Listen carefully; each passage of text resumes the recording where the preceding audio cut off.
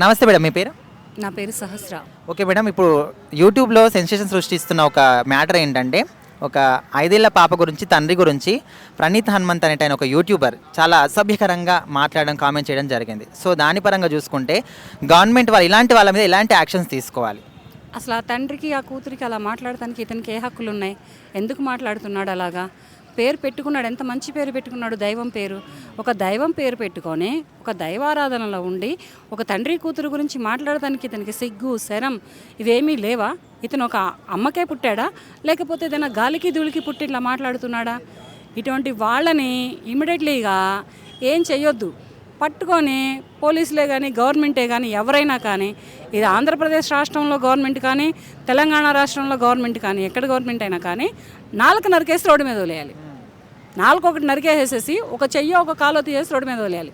ఇక బతుకుతాడు వాడు. నిజంగా ఒక అమ్మాయి అయిన అమ్మకు పుడితే అలా మాట్లాడాడు. తండ్రి కూతురు గురించి ఎవరైనా అట్లా మాట్లాడతారా?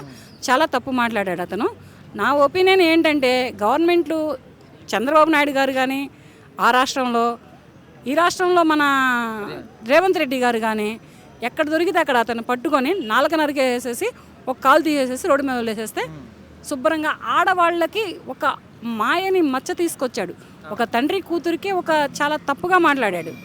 ఇటువంటి వాడిని అలా చేస్తే బెటర్ అనుకుంటున్నాను నేను ప్రస్తుతానికి. ఇది నా ఒపీనియన్ అయితే. ఇది ప్రస్తుతానికి మా లేడీస్కి ఇటువంటి వాళ్ళు దొరికినా, బట్ నేను women's rider and social activator ఇంకా ఇటువంటివన్నీ చేస్తూ ఉంటాను. మా లేడీస్కి దొరికినా కానీ అటువంటి వాడు, వీళ్ళని మేము చట్టానికి న్యాయానికి అప్పచెప్పం. మేమే తీసేసి రోడ్డు మీద వదిలేసేస్తాం. ఇదైతే పక్కా. అయితే చాలామంది కామెంట్స్ ఎట్లా చేస్తాడంటే, నీకు ఒక కూతురు ఉంటుంది ఆ వయసు, అండ్ మీకు ఒక తల్లి ఉంటుంది. సో అలాంటివన్నీ చేసినప్పుడు ఆయన రియాక్ట్ అయ్యమన్నాడంటే, నేను ఒక మంచి కొడుకుని కాలేకపోయినా కానీ నా తల్లిదండ్రులు అయితే మంచోళ్ళని అప్పుడు అంటున్నాడు. సో చాలామంది ఏమంటున్నారంటే, ఇప్పుడు నీకు గుర్తుకొచ్చిందా మరి ఆ కూతురు అన్నప్పుడు ఈ ధ్యాస ఏమైపోయింది అంటున్నారు. సో దానికి ఏమంటారు? తల్లికి మంచి కొడుకు కాలేను అన్నప్పుడు నువ్వు తల్లికి మంచి కొడుకు కాదు, నీ అంతలో నువ్వు ఉండు. ఒక అక్క తల్లికి మంచి తమ్ముడివి, మంచి అన్నవి కాలేదు, నీ అంతలో నువ్వు ఉండు. ఒక భార్యకి మంచి భర్తవు కాలేదా, నీ అంతలో నువ్వు ఉండు. ఒక తండ్రికి, ఒక కూతురికి మంచి తండ్రివి కాలేదా, నీ వరకే నువ్వు ఉండు. కానీ వేరే ఆడపిల్లల గురించి, ఆ ఆడపిల్లల్ని కన్నా తండ్రుల గురించి మాట్లాడే రైట్స్ నీకు ఎవరిచ్చారు? నువ్వు ఎలా మాట్లాడుతున్నావు? అసలు ఎందుకు మాట్లాడుతున్నావు? నువ్వు నీకేం రైట్స్ ఉండి అలా మాట్లాడుతున్నావు? ఒక 5 ఏళ్ల పాపని తండ్రిని మాట్లాడావంటే అసలు నువ్వు మనిషివా లేకపోతే ఇంకెవరివి? నీకు అసలు ఈ పేరు పెట్టింది ఎవరు? ఇటువంటి పేరు పెట్టిన ఎదవలు ఎవరు? వాళ్ళని కాదనేది. నిన్ను మాత్రం ఎవ్వరు దొరికినా వదిలిపెట్టరు. నువ్వు జనాల్లో కాకుండా ఎక్కడైనా అండర్ గ్రౌండ్లో తిరుగుతుంటే ఏమో చెప్పలేం, కానీ నువ్వు ప్రజలలోకి వచ్చిన మరుక్షణమే నిన్ను ఏ ఆడది, ఏ మహిళ, ఏ ఉమెన్ గుర్తుపట్టినా నిన్ను మాత్రం నాలుకైతే నరుకుతారు. ఫస్ట్ నరకాల్సింది నాలుక, తర్వాత తీయాల్సింది కాలు. ఈ రెండిట్లలో చేయాలి. అయితే ఇలాంటివి చేస్తే అరబ్ కంట్రీస్లో అట్లయితే ఆన్ ది స్పాట్ ఎన్కౌంటర్ చేసేస్తారు మేడం. సో అట్లాంటి చట్టం మన దగ్గర అయితే తీసుకురావాలంటారా? తప్పు. ఎన్కౌంటర్ చేశారనుకో, ఎన్కౌంటర్ చేయొద్దయ్యో. ఎన్కౌంటర్ చేస్తే సుఖంగా చచ్చిపోతాడు వాడు. అలా చచ్చిపోవద్దు. ఇలా ఆడవాళ్ళని అసభ్యంగా మాట్లాడినా ఏ మగాడైనా, వాడు ఎంతటి పెద్దటి హోదాలో ఉన్నా, ఎంత చిన్న అడుగు తినేవాడైనా కానీ అట్లా చంపొద్దు. దయచేసి గవర్నమెంట్కి కానీ న్యాయస్థానాలకు కానీ నేను ఒకటి వినిపించుకుంటున్నానండి, అలా సులభంగా ప్రాణాలు తీయొద్దు. ఆడదాని మీదకి వెళ్ళిన వాడిని ఎవరినైనా, ఆడదాని గురించి అసభ్యంగా మాట్లాడిన వాడిని ఎవరినైనా కానీ కాలో చెయ్యో తీసేయాలి, నాలుక నరికేయాలి. ఆ ఆడదాని మీదకి కాలు రువుతాడా, కాలుది చెయ్యి రువుతాడా, చెయ్యి నాలుక విసురుతాడా, నోరు విసురుతాడా, నోరు పారేసుకుంటాడా, నాలుక తీసేయాలి. ఇది చేసేసి రోడ్డు మీద వదిలేయాలి. కానీ చంపేస్తే ఏముంటుంది? ఒక 5 నిమిషాలు కొట్టుకుంటాడు, లేదంటే ఒక 10 నిమిషాలు కొట్టుకుంటాడు, ఒక గంట కొట్టుకుంటాడు, ఎమ్మంటే చచ్చిపోతాడు. కానీ వాడు చేసిన తప్పుకి సరైన శిక్ష ఏంటి అంటే, ఏది ఇసిరితే ఆడదాని మీదకి అది తీసేసేసి వదిలేయటమే. మీకు చేత కదా చెప్పండి, మహిళలు చేస్తారు.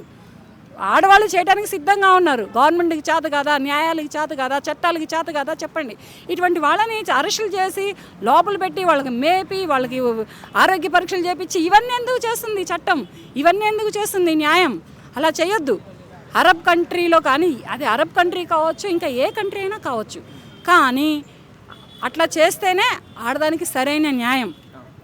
ఎవరండి, ఎవరు తండ్రి, ఎవరు కూతురు, ఎవరి గురించి ఎవరు మాట్లాడుతున్నారు? మాట్లాడాల్సిన అవసరం ఏంటి? ఎవరైనా ఆడద కనపడితే చెయ్యెత్తి దండం పెట్టు, ఆకలేస్తే అన్నం పెట్టు. అంతేకాని ఇలా అసహ్యంగా మాట్లాడటం కానీ ఇలా చేయటం కానీ ఏ మహిళ ఒప్పుకోదు, ఎటువంటి ఆడది కూడా ఒప్పుకోదు నాకు తెలిసినంత వరకు. ఇవాళ రేపు వెనకటి మహిళలు ఎవ్వరూ లేరు. ఇప్పుడు ఉన్న మహిళలే కానీ ఇప్పుడున్న వాళ్ళు ఎవరైనా కానీ తిరగపడుతున్నారు, వాళ్ళ లైఫ్లను వాళ్ళు లీడ్ చేసుకుంటున్నారు, వాళ్ళంతట్లో వాళ్ళు ఉంటున్నారు. ఇది మాత్రం నేనైతే ఒప్పుకోను. నా దృష్టికి వచ్చింది ఏదైనా, నేను ఒక ఉమెన్స్ లీడర్గా చెప్తున్నాను, నేనైతే అంతే చేస్తా పక్కా. నేను ఒక మహిళగా, ఒక ఉమెన్స్ లీడర్గా, ఒక సాటి ఆడదానిగా చెప్తున్నాను. నేనైతే మాత్రం నాకు కంటికి కనపడితేనే ఒక 4 ఆడవాళ్ళు సపోర్ట్ తీసుకొని వాడికి అదే శిక్ష వేస్తా. తర్వాత నాకేదైనా వేస్తే నేను చూసుకుంటా. గవర్నమెంటే కానీ, చట్టమే కానీ, న్యాయమే కానీ నాకేదైనా వేయడానికి వచ్చిందా అది నేను చూసుకుంటాను. నా వెనకమాలలో ఉన్న మహిళా సంఘాలు చూసుకుంటాయి, నా వెనకమాలలో ఉన్న న్యాయస్థానాలు చూసుకుంటాయి, నా వెనకమాలలో ఉన్న వాళ్ళు చూసుకుంటారు.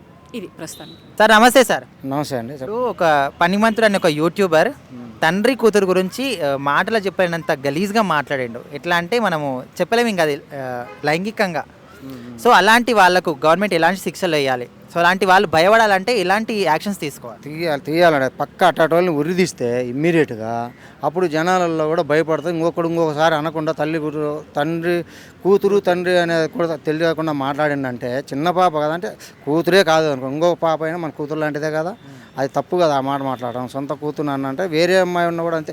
అదే సమయం ఇప్పుడు ఆయన తగ్గట్టు ఏజ్ అమ్మాయి ఉంటే నువ్వు అన్నా వేరే ఉంటుంది, కానీ చిన్న పాప అయింది ఎవరు తెలియకుండా చిన్న పాపను మైనర్ని పట్టుకొని ఇట్లా అంటాం అనేది చాలా తప్పు అండి. గవర్నమెంట్ బాగా చర్యలు తీసుకొని అలాంటి వాళ్ళు తగిన శిక్ష వేయాలి.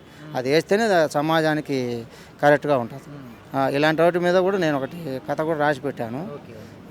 వేటాడతా మూవీ 10 ఏళ్ళ పాపను కూడా రేప్ చేస్తారు. అందులో దాని మీద కథ నేను తీసుకొని మొత్తం సినిమా కూడా నేను చేసి ఇది ఇలాంటి నా సినిమా చూస్తే భయపడాలి. అంటే ఇలాంటి చేయాలంటే ఎవరైనా రేప్ చేయాలంటే అలాంటి సినిమా చేస్తున్నాను నేను. వేటాడుతూ ఆల్రెడీ ఓపెనింగ్ కూడా అయిపోయింది ఆల్రెడీ.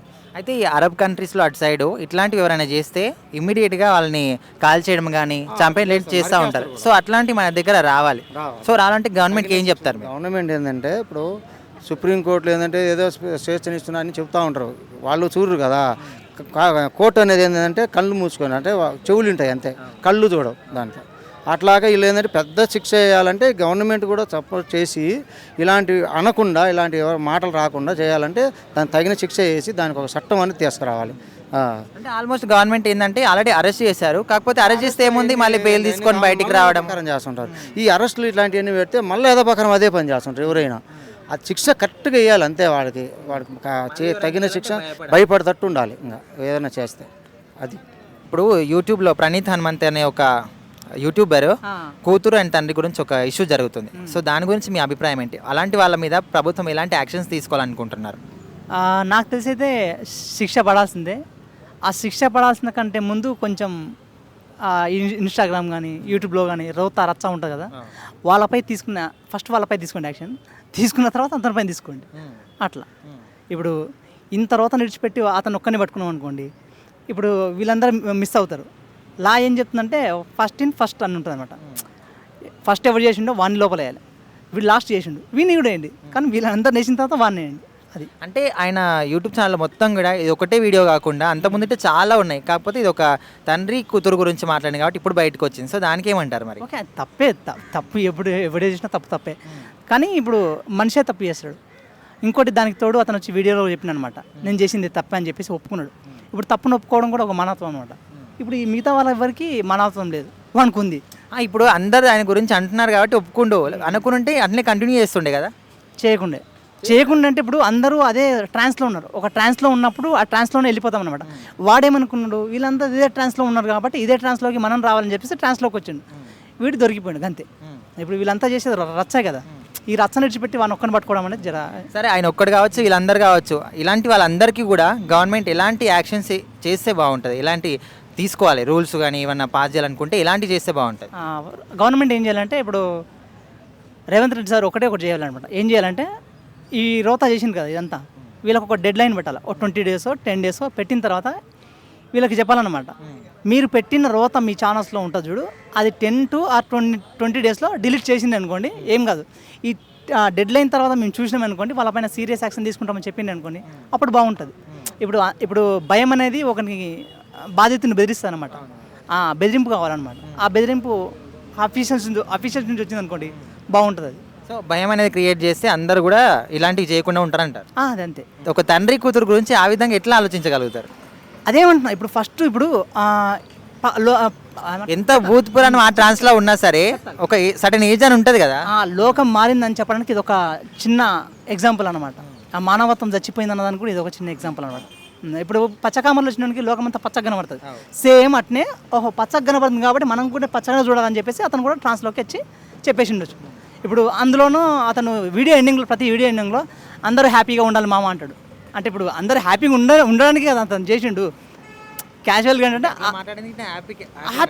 ఇప్పుడు అందరు ట్రాన్స్లో ఉన్నారు, బూత్ ట్రాన్స్లో ఉన్నారు కాబట్టి ఇలా నన్ను మాట్లాడితే హ్యాపీగా ఉంటారేమన్న ఉద్దేశంతో అదే చెప్తున్నా. ఎంత ట్రాన్స్లో ఉన్నా కానీ చిన్న పాప గురించి అట్లా ఇట్లా ఆలోచించగలుగుతారు. తనకు ఒక తల్లి ఉంటుంది, తనకు ఒక కూతురు ఉంటుంది, అట్లే మాట్లాడతారా? వేరే వాళ్ళు మాట్లాడుతూకుంటారా? అది తప్పే.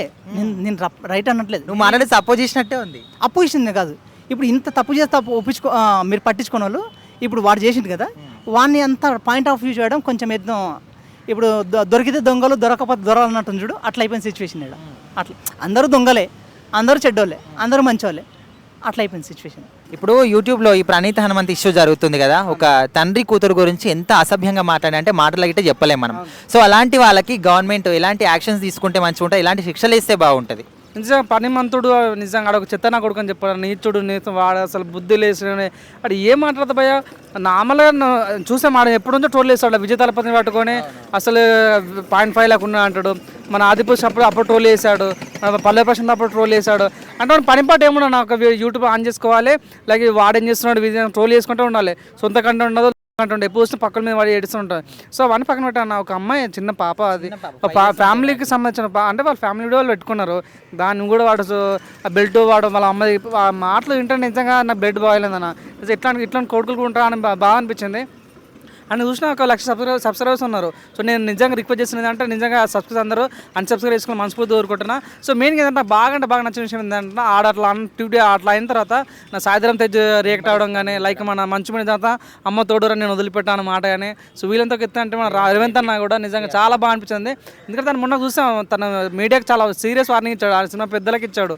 లైక్ ఎవరైతే సినిమా బెనిఫిట్ షో కావాలంటే వాళ్ళ 100% మాకు డ్రగ్స్ గురించి ఒక వీడియో వేసి పెట్టాలని చెప్పాడు. సో పెద్ద హీరోల మీద అంత సీరియస్ ఉన్నప్పుడు నిజంగా ఇటువంటి చేసినప్పుడు 100% నూరు కూడా అన్న ఫీలింగ్ కలిగింది. సో నిజంగా నాకైతే చాలా బాగుంటుంది. ఈ రకం బాగా అంటే ఆమె అంతా ఐకమత్యం ఉండే ఒక నేరస్తుని ఇట్లా పట్టించడం చాలా బాగుంది. సో వాడి మీద కూడా తగిన చర్యలు తీసుకోవాలి. ఏంటంటే చూడండి, నా చిన్న పిల్లలు నైన్త్ క్లాస్ 9 years ఉన్న చిన్న పిల్లలను ఎత్తుకుపోయి రేపు చేసిన రోజులు ఈ రోజుల్లో. నిజంగా మనం ఎప్పుడు చూసినా స్టేటస్ పెడతాం, మనం ప్రతి ఒక్క మాకు స్టేటస్ పెడతాం మనమే. ఇటువంటి జరిగినప్పుడు మనం రెస్పాండ్ కావాలి. నిజంగా రెస్పాండ్ అయినప్పుడు మాకు ఐకమత్య కలుగుతాయి. కాబట్టి తక్షణమైన పైన ఎటువంటి చికిత్స లేక పోక్సో చట్టం కానీ మంచి చట్టాలతో అప్లై చేసి ఇటువంటి నా కొడుకులు నిజంగా మళ్ళీ ఒకసారి మాట్లాడితే ఉచ్చవాడాలి, ప్రతి ఒక్కరికి నిజంగా తడిసిపోవాలి నిజంగా. సో మనం నిజంగా అమ్మాయిల రక్షించుకోవాలనే ఉద్దేశం అనుకుంటే మాత్రం 100% ఇటువంటి కొడుకులను మనం శిక్షించాలని మనస్ఫూర్తి కోరుకుంటున్నాం. అంటే నార్మల్గా ఇప్పుడు అరబ్ కంట్రీస్ అటు సైడ్ అయితే ఇట్లాంటివి చేస్తే ఆన్ ది స్పాట్ చంపేస్తారు, ఎన్కౌంటర్ చేస్తారు కదా. సో అట్లాంటి చట్టాలు మన దగ్గర వస్తే బాగుంటుందా? 100% నిజంగా 100% రావాలి. నిజంగా ఉరి శిక్ష రావాలి. నిజంగా అసలు ఎప్పుడో దీక్ష చూసామన్న. సో నిజంగా ప్రియాంక రెడ్డి హత్య కేసులో అమ్మాయి పని రేపు చేయగానే స్పాట్లో గవర్నమెంట్ తీసుకొని ఎన్కౌంటేషన్, ఆ తర్వాత మళ్ళీ మనకి ఇంకా ఎన్కౌంటర్ ఎక్కడ చాలా మంది చిన్న పిల్లలను రేపు చేస్తున్నారు. సో నిజంగా గవర్నమెంట్ ఏం చేస్తుంది, తన పని తను చేసుకుంటూ పోతుందా అంటే మరి ఎంతవరకు పనిచేస్తుంది అన్నది నిజంగా మనం తెలిసి ఉండాలి. కాబట్టి ప్రతి ఒక్క అమ్మాయి అన్న నిజంగా మన గాంధీ ఒక మాట చెప్పిన ఒక మాట, ప్రతి ఒక్క అమ్మాయి 12 గంటల రోడ్డు మీద నడుచుకుంటూ వెళ్తుందో అప్పుడు నిజంగా స్వాతంత్రం వచ్చినట్లు. ఇప్పుడు కూడా నాకు స్వాతంత్రం వచ్చిన ఫీలింగ్ నాకు కలగట్లేదు. నిజంగా ఒక అమ్మాయి ఓపెన్గా మాట్లాడలేకపోతే ఒక అమ్మాయి మీద ఎట్లా బోధమన్నా కూడా ఏదో రకంగా దాడి చేస్తున్నాను. దయచేసి నిజం చెప్తున్నా. సో నా రిక్వెస్ట్ ఏంటంటే ప్రతి ఒక్కరు కూడా మన పేరెంట్స్ కూడా ఒక మన ఇంట్లో నుంచి మన చెల్లి కానీ మన అక్క అవుతుంటే జాగ్రత్త ఉండమని చెప్తున్నాం. కానీ అదే మా కొడుకు నువ్వు బయటకు వస్తున్నావరా జాగ్రత్త ఉండని ఒక కొడుకు చెప్పట్లేదు. ఎప్పుడైతే ఒక తల్లిదండ్రి వాళ్ళ కొడుకు కూడా జాగ్రత్త ఉండు, బయట వేరే అమ్మాయికి గెలకకు అని చెప్పిన రోజే నిజంగా మన మంచి ఇండియా ఫామ్ అవుతుందని అనుకుంటున్నాను. Okay bro, thank you.